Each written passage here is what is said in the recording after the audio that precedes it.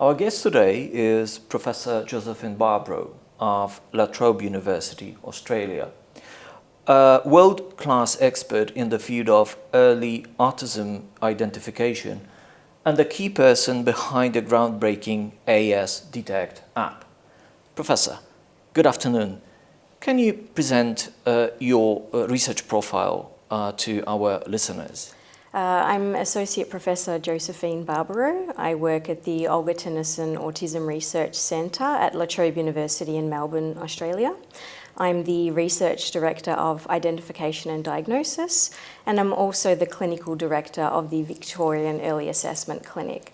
So I'm a psychologist, and we do early neuroaffirming assessments for children under 3 years of age. What inspired your interest in early autism detection, and how does it shape your scientific career today? When I did my psychology undergraduate degree, I found the child development lectures especially riveting. I was really interested in child development. I felt that the way in which they conducted studies was fascinating.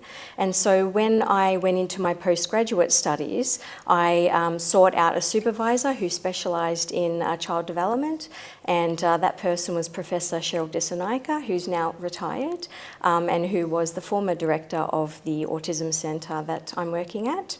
And Professor Dissanayake specialised in autism. I came to understand autism very deeply from a lived experience perspective, as I have a son who's autistic, I'm neurodivergent myself, and I have many friends and family who are either autistic or neurodivergent. So I work clinically as a psychologist in autism, I'm an autism researcher, and I also have lived experience of autism.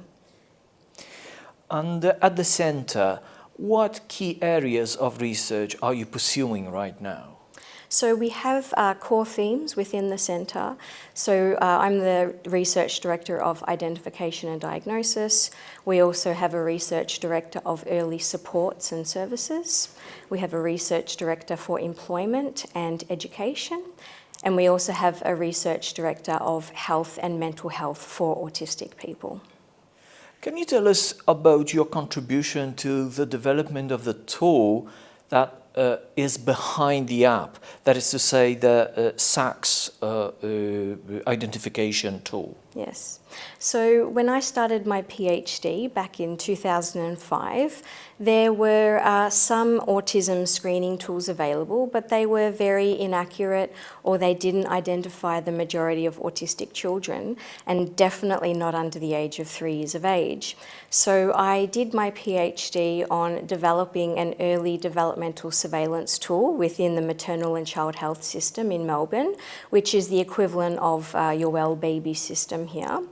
And so we trained maternal and child health nurses on early childhood development, on autistic development, on the early signs of autism, and how to incorporate routine developmental surveillance for autism within their health checks.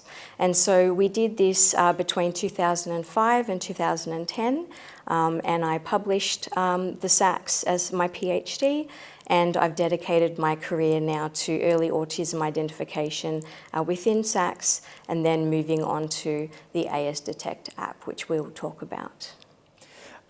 Over the years of your research career, have you noticed a change in how the medical and scientific community approach early autism identification and the whole area of support for children on the spectrum? Yeah, so when early supports and services and early identification for autism came about within, say, the last 30 years, it was very medical focused. So it was about identifying deficits in children, risk in children, and autism was framed as a tragedy, that if you were to have autism or be autistic, that you would have a very poor quality of life. But throughout the years, what we have done is we have dedicated our research to trying to identify autistic children as early as possible, because we know that the earlier you can identify autism, the better the outcomes for the child and the better the outcomes for the family as well. Because it's not just about trying to change the child. We're not trying to change the child. We're trying to teach the child essential life skills that will help them throughout life, and also teaching the parents to tune into the way that their child communicates, into how they love things, into how they observe the world, and to really tune into how they engage, so that we can help parents to meet the child in the middle and not try to direct them too much or change them too much. It's about having early social emotional reciprocity with their child. And so we're really, really focusing now on improving the child-parent bond and helping children to understand themselves earlier, because a lot of autistic people have difficulty with mental health problems because of extreme stigma around autism and shame around autism. So a lot of my work is working with parents to help them to communicate to their child that they are perfect just the way they are, and to help them embrace their differences. I think you have described the wide area of topics related to autism spectrum.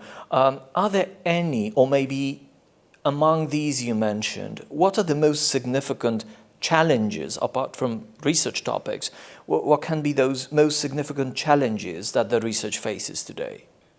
So for a very long time, there has been, I guess, a huge focus on trying to identify genetic markers or biomarkers or cures for autism. But autism is very heterogeneous. You can have autistic people who have significant intellectual disability and profound disabilities, and you can have autistic people who have extremely high IQ and are gifted. So because of this wide spectrum, there has been a lot of tension in the field between people who want cures for autism and people who do not want cures for autism, that they want to embrace differences and embrace neurodiversity and the autistic brain, whilst also trying to help autistic people to learn to the best of their ability. So I think the challenges we face is trying to meet in the middle and not trying to fight so much between different camps. We really need to come together, because what we're here for is to improve the lives of autistic children and their family. And every parent loves their child as much as they possibly can. And we do this work so we can improve autistic people's lives. But we must also understand that there is a huge spectrum of difference, and to respect everyone's, I guess, opinions on how they might see autism. And in this context, can you see a space, and what's your opinion on the role of international cooperation? Maybe not only on the research level, but as in the case of the project we are here for, or because of, that is to say, the context of collaborative projects with UMCS, with Alpha Foundation, Professor Anna Prokopiak. Do you think that this cooperation can create avenues for innovation in the field, research-wise and maybe application-wise? Yeah, absolutely. Collaboration is absolutely essential. For too long, we've been working in silos. Psychologists work in one field, medical doctors work in another field, physiotherapists in another field. You have autism, you have other conditions like ADHD, etc. And we're all working in silos, but we must be working together and collaboratively, particularly international. And so I think that working with Alpha Foundation has been instrumental, because it's really important that we all collaborate and communicate and share our knowledge together in different settings. So I've worked in very low resource settings in Nepal, in Bangladesh, in other countries, Korea, in China, and obviously here in Poland and other countries in Europe. So it's essential we collaborate, because innovation is different in different parts of the world. We see things differently, and that's really the only way that we're going to progress forward, is to work collaboratively. If we can move a little towards ASDetect, what are the roots and inspirations behind the application? So when I was working on the SACS as a PhD student and then as a postdoctoral research fellow where I revised the SACS to make it more accurate, so it has an accuracy of 83%, so it's the most accurate tool in the world for early autism identification. There is another screening tool called the MChat, and I saw that they had the questionnaire online. And I thought to myself, wouldn't it be great to have a website where we could have the SACS questions on a website? And so one of my colleagues who worked for a company called Salesforce, who was which is one of the largest IT companies in the world, he had a colleague there who had an autistic son, and he was very interested in autism. And he said, well, why don't we make an application? And this was back in 2015, so 10 years ago now. And I thought, what a wonderful idea. So I thought that rather than just having the questions in an application, what was really critical is that there were video examples of the behaviours, because you can read about autism in a book ad nauseum and really not understand it until you see it, either as a parent, as a clinician, or through videos.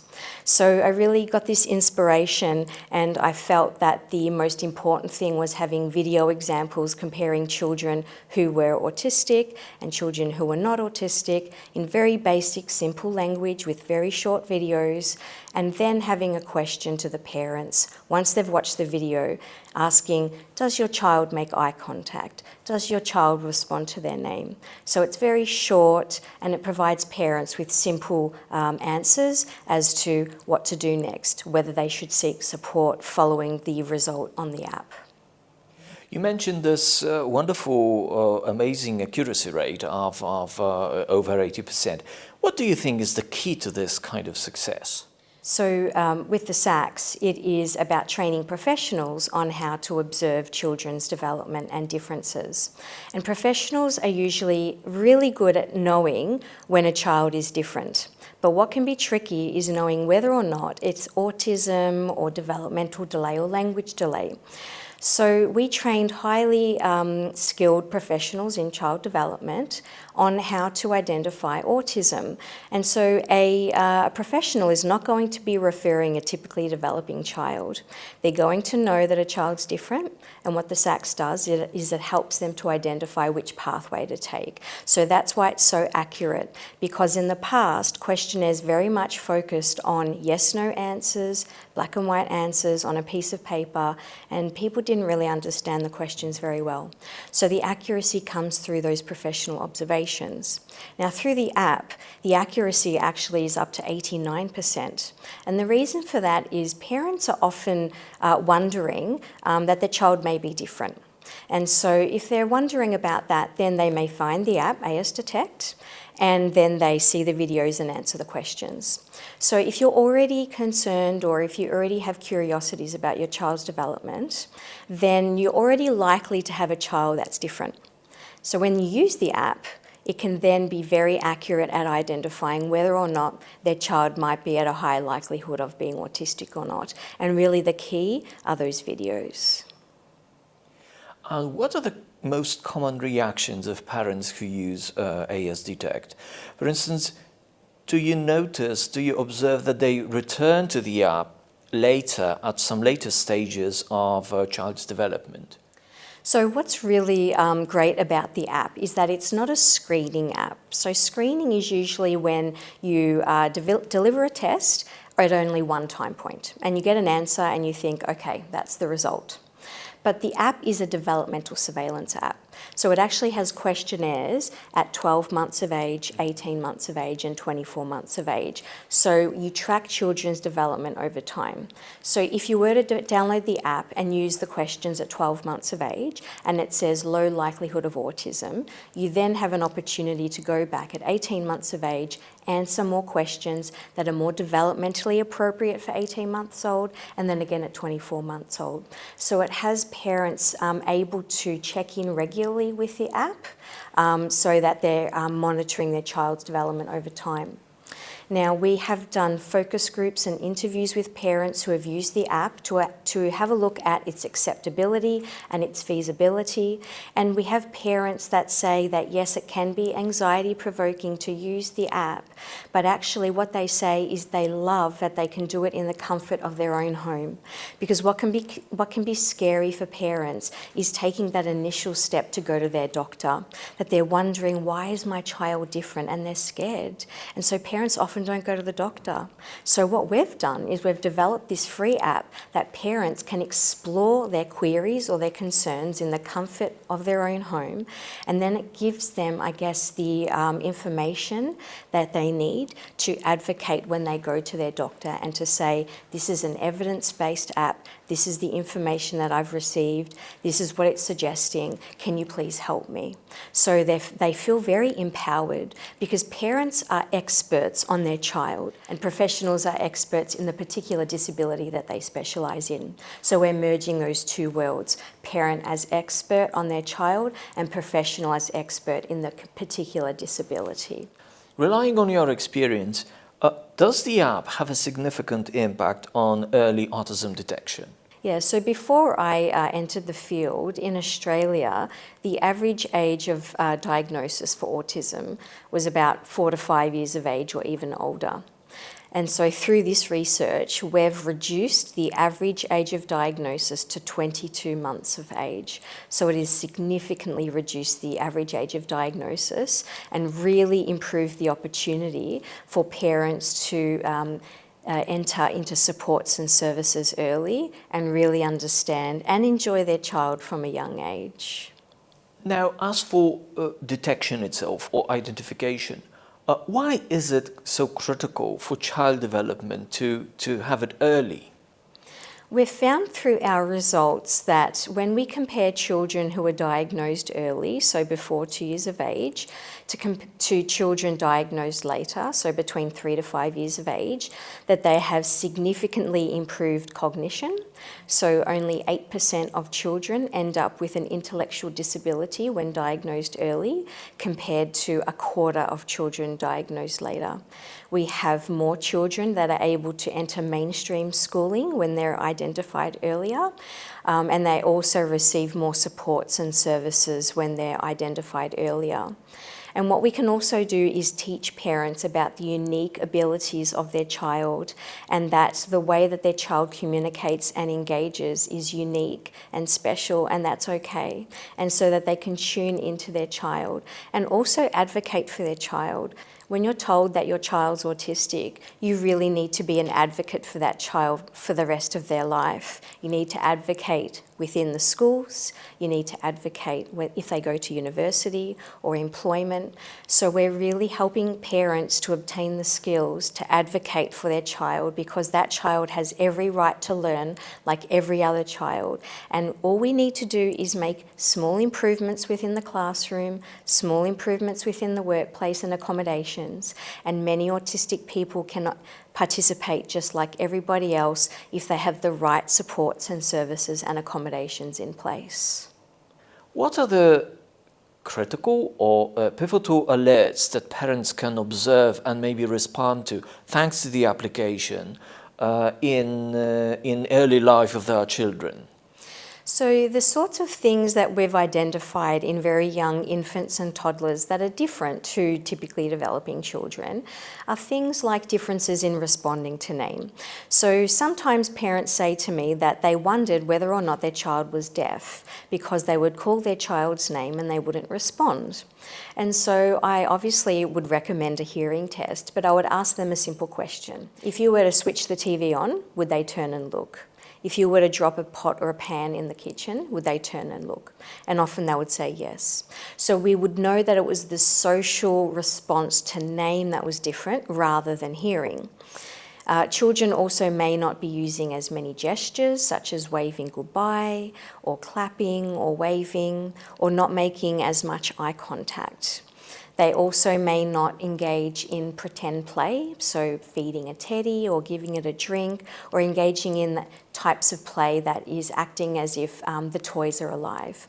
So we're looking at these early social communication behaviours and these differences, and also things like pointing. So some autistic children will point to things to show, but they may not look back to their parents to check, did you see that? So they may, if a child points, they may not look back to say, did you see that?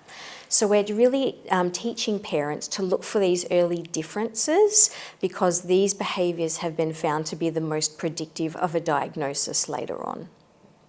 And as I understand, this is introduced to parents in the app, in ASDetect, via those videos.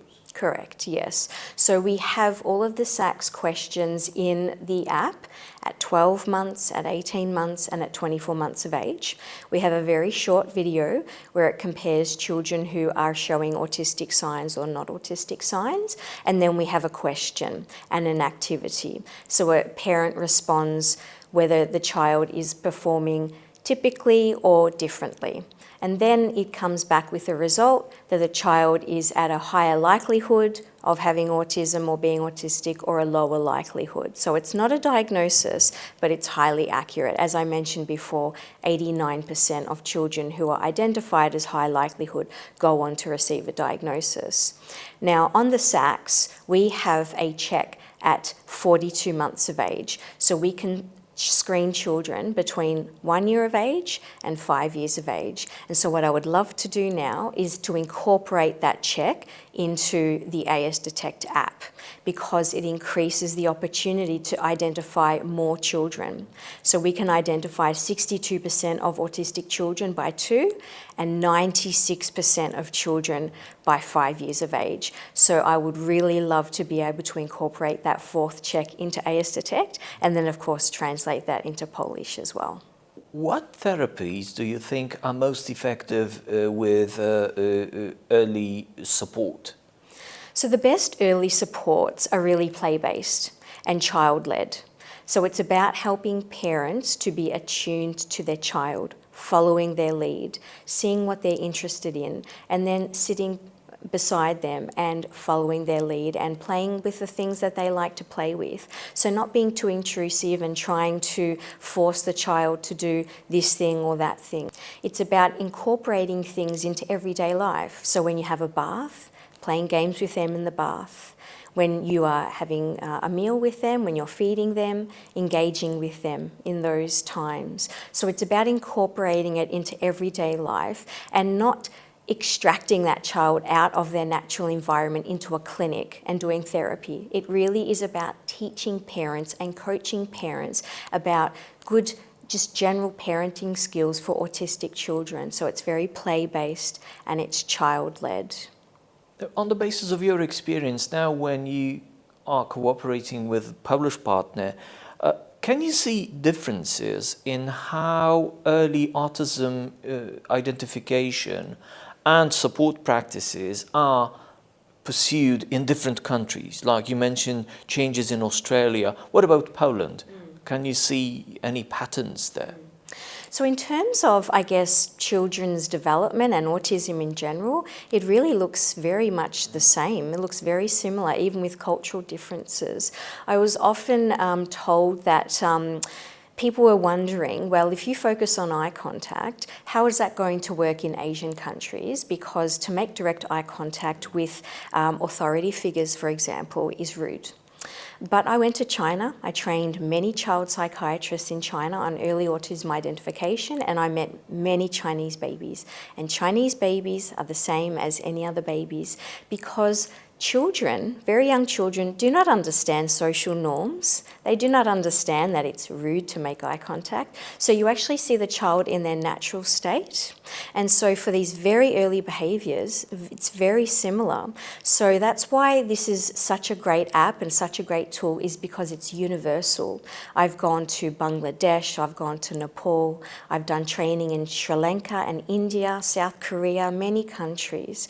And autism and child development looks the same. But what's different, of course, is cultural diversity. So the toys that children use in, say, Australia, is different to the toys that children use in other countries, but that's okay, we just use different toys.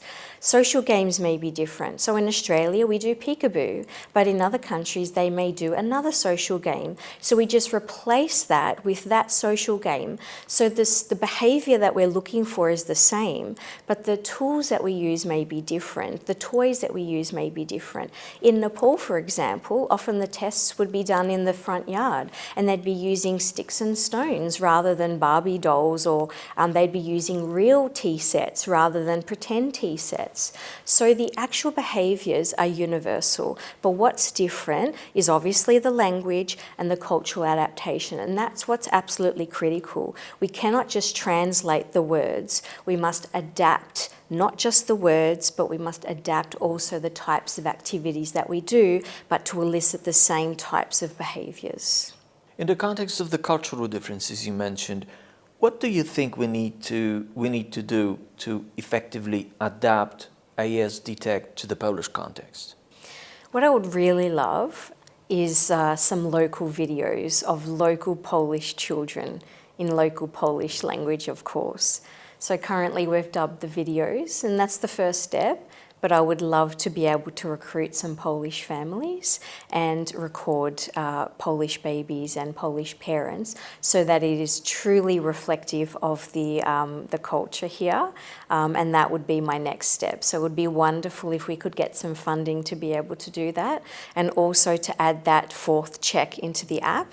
And ultimately what I would also love is to add another check for the first year of primary school, because what we want to do is we want to identify autistic children prior to entering school, so we know what they need and what adaptations they may need in the classroom. Because what works for autistic children works for all children. What's good instruction and what's good learning and universal design for learning for autistic children is great for all children. So that's what I would really love.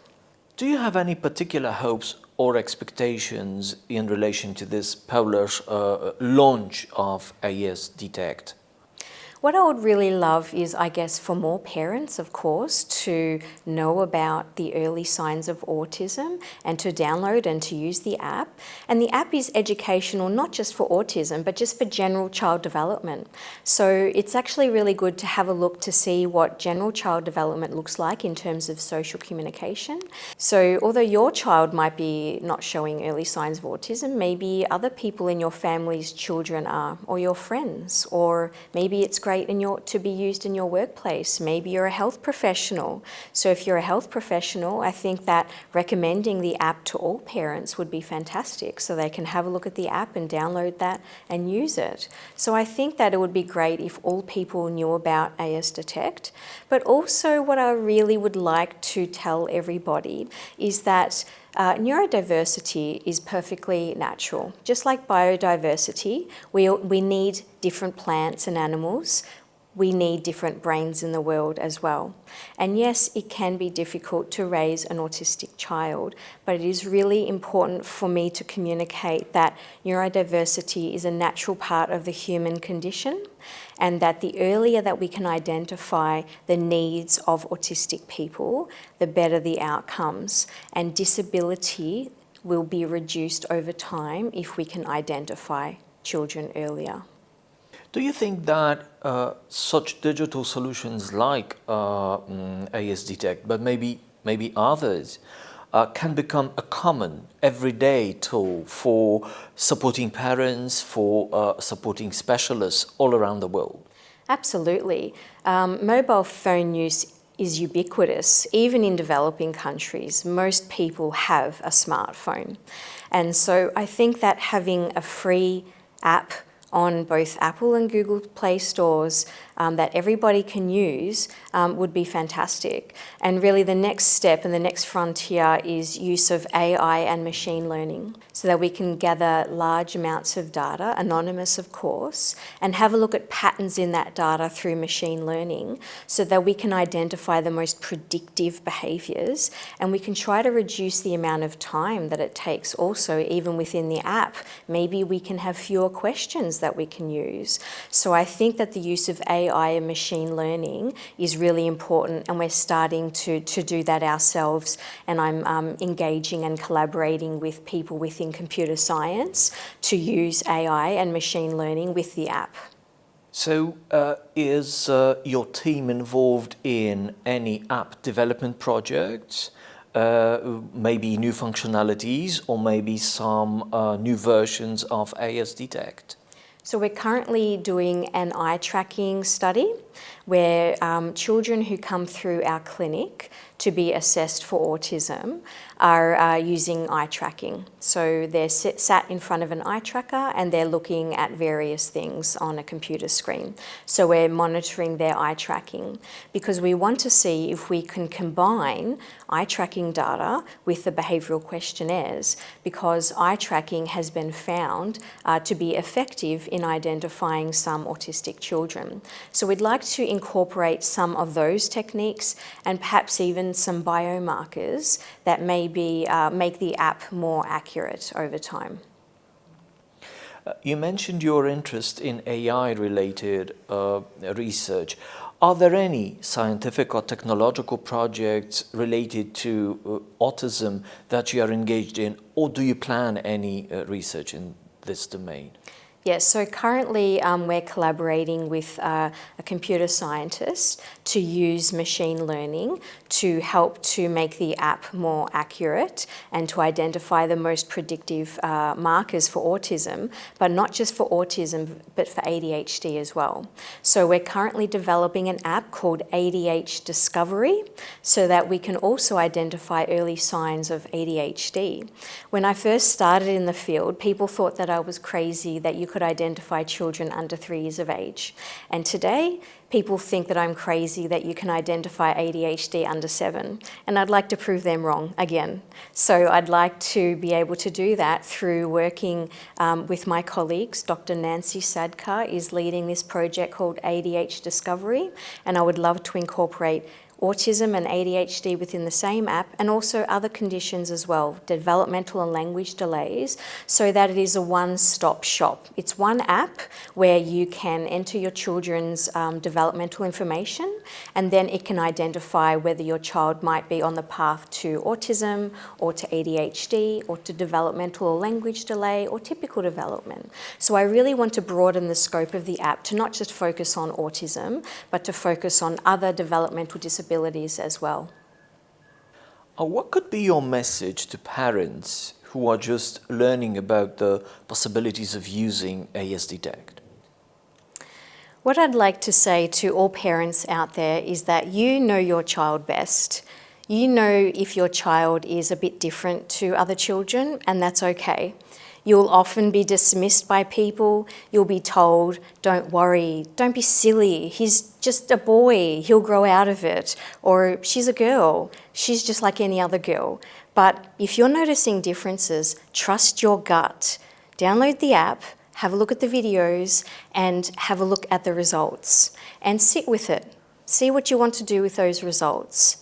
And if you want to take the next step, then you're going to need to advocate. Take it to your doctor, say that it's an evidence-based app, and you want that doctor to take you seriously. So keep going, you can do this, and all I can say is that your child yesterday is the same child today. So love your child, and you know what's best for your child. Professor Barbaro, thank you very much for inspiring talk.